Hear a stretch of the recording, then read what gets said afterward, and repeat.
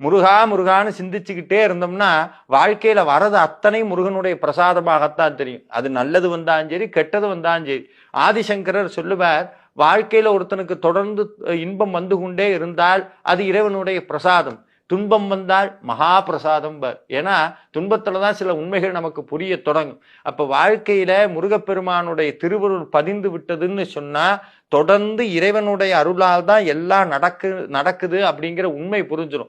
எது வந்தாலும் தாங்கக்கூடிய சக்தி கிடைக்கும். அது மட்டும் இல்ல, நம்ம அடிக்கடி ஒரு மந்திரத்தை சொல்லுவோம், வேலுண்டு வினை இல்லை, மயில் உண்டு பயம் இல்லை, குகன் உண்டு குறைவில்லை, கந்தன் உண்டு கவலை இல்லை. இது சத்தியமான உண்மை.